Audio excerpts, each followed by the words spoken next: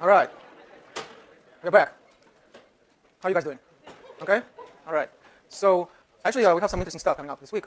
Today we'll talk about directional derivatives, and then on Thursday we'll talk about maximum and minimum functions. So this, we're getting to some more interesting parts of this course. So the first topic today is directional derivatives.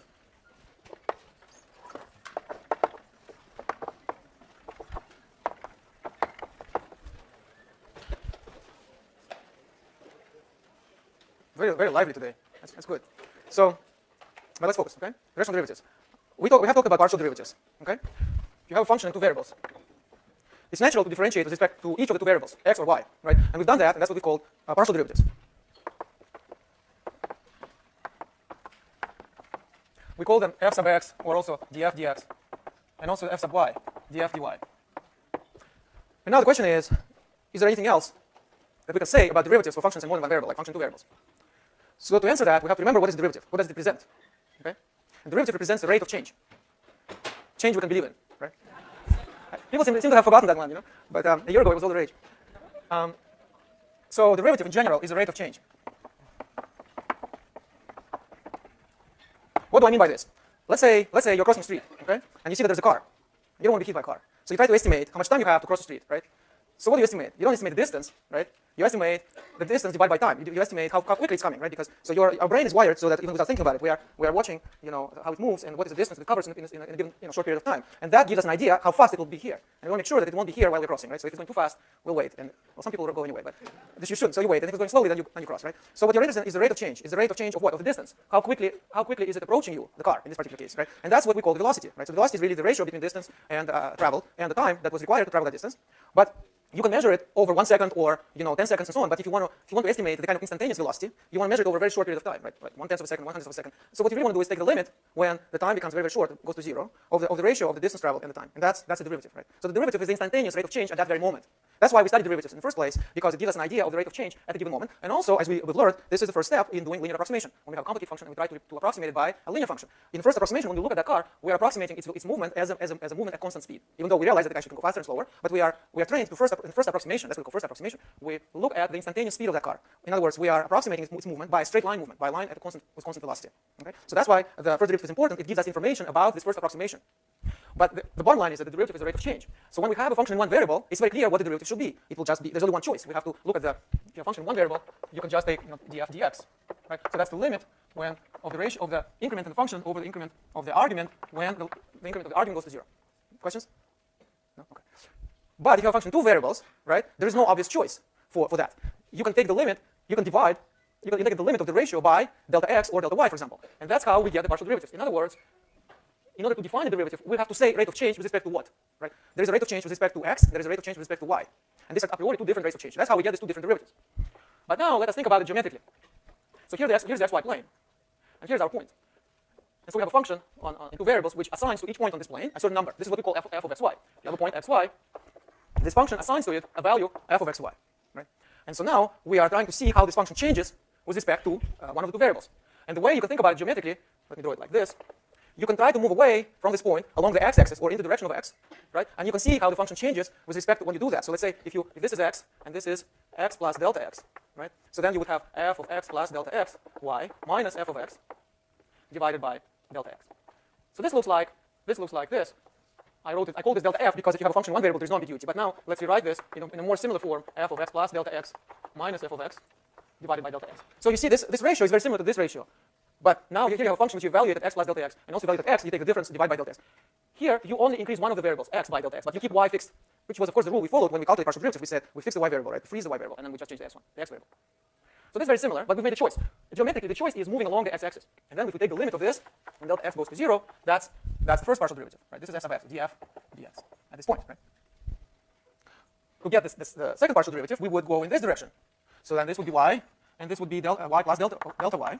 So we would write df dy as the limit when delta y goes to 0 of f of x y plus delta y minus f of x y divided by delta y. So here we freeze the first variable, but we are changing the second variable, and we look at the rate of change as we do that. And algebraically, it looks like that's all we can do because there are only two variables, so we can calculate the rate of change with respect to the first variable or the second. But if you look at it geometrically, which is why I drew this picture, you see that these two vectors are just two possible directions in which you can move away from this point, right? How about moving in this direction? or in this direction, or in this direction. Geometrically, it seems clear that all of them, are meaningful, have the right to exist, and we should, understand what happens in each of these directions. In other words, it is only an illusion that there are these two preferred directions, this one and this one. In fact, there are many more. Okay? And just like we could calculate the rate of change in the direction of x or in the direction of y, we could and should also be able to calculate the rate of change in any direction. So of course, then you can ask, why should we do that? Why is that interesting? That's the next question. In other words, what are the applications of that? We'll talk about this. But for now, I just want to set up the procedure and introduce this concept. And this is the concept of directional derivative. It's a rate of change in a more general direction than x and y. That's what it is. So how do we go about calculating this, and what is the result? So first of all, we have to choose a direction vector. Rate of change with respect to what direction? So I have to choose direction vector. Vector. And so that's a vector on the plane, right? So that's going to be a vector of the form AB. Or if you want, AI plus BJ. So say this vector would have two components, x and y. This would be A and this would be B. Now, if I take a proportional vector, if I take a vector in the same direction, but multiplied by a certain number, I would get the same direction, right? So in a way, we don't want to consider all possible directions, all possible vectors. We really care about the direction rather than the vector itself. So what we should do is, amongst all vectors pointing in this direction, we should choose one. Okay? And of course, there is a natural way to do that. We'll just choose a vector which has length 1, or norm 1. So let's assume that the norm or length, whatever we like to call it, is 1. What does it mean? It means that the square root of a squared plus b squared is 1. For example, we can take vector 1, 0, which is I. And that's this yellow vector, which I drew at the beginning, which is parallel to the x, which goes along the x-axis. It corresponds to the direction along the x-axis, right? Or we can take 0, 1, which is a vector j. Both of them are unit vectors, certainly. These are not all possible direction vectors. We could take, for example, 1 over square root of 2, 1 over square root of 2. That would also have length 1, and it will be a vector which has angle 45 degrees to the x-axis. So it's a kind of a bisectoral vector. It goes sort of in the middle between x and y. Or you can take square root of 3 over 2, 1/2. So that's a vector which has angle 30 degrees to the x-axis, right? And so on. So there are many more. So let's suppose we've chosen such a vector. Let's call it u. Let's call this u. U for unit vector. Unit meaning that it has length 1, or norm 1. So now we would like to introduce the notion of rate of change with respect to this vector. So the direction, and this is what we'll call directional derivative. Directional derivative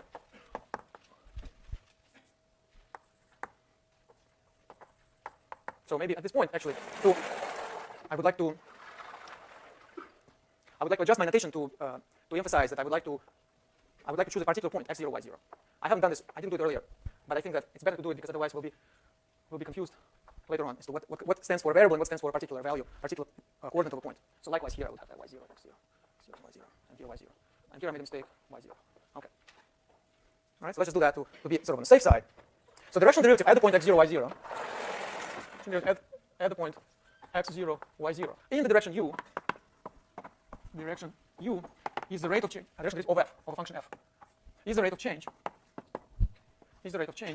of f in the direction u. And it is defined in the same way as before. What I'm going to do now, I'm going to let my point move in the direction u, which means that I would say that x0, so the vector x, I can draw it again, so that this will be vector x0, y0, and this will be the direction vector AB, okay? So I would like to move in this direction, which means that I take the vector x0, y0, the position vector of my point, and I add this unit vector with some multiple, h. H will be a small number, because I don't want to use epsilon, right? So we use h. But you can use any letter you want, but this is going to be, this h will play the role of this delta x or delta y in the earlier formulas. But I don't want to use delta x or delta y because we are now not differentiating with respect to x or y. We're doing kind of a mixed derivative. So that's why we're actually changing both x and y. So this is going to be ha and y0 plus hb. So you see, this unit vector has two components, a, b. So changing the original point in this direction by h means that we change x0, the first coordinate, by ha, and the second coordinate, y0, by hb. So these are going to be the arguments which I will substitute in f. So that's going to be x0 plus ha, and then y0 plus hb. So that's a new value. That's a new point, and that's a new value. Minus the old value at x0, y0, and then I will divide by h. So you see, if I chose ab to be 1, 0, the vector which goes in the x direction only, and I denoted h by delta x, then this formula would become this formula, because x0 would change by just delta x, which now I call h. y0 will not change at all, because the second component will be 0. So I would get exactly this formula. If, on the other hand, I chose, so we get df dx. If I chose this to be 0, 1, and h to be delta y, then we will get df dy. Right? For the same reason, because in that case, if my direction vector is 0, 1, x is not changing, but y is changing by h, which we can then call delta y, and then we'll exactly recover this formula. So what I've written is a generalization of both formulas where I'm changing both x and y at the same time, but in a controlled way along a given vector. So the increment is not random, but it depends on one parameter h, and it looks like this, ha, hb. That's exactly, geometrically, that exactly means that we are moving away from this point in this direction. Okay, is that clear? Any questions?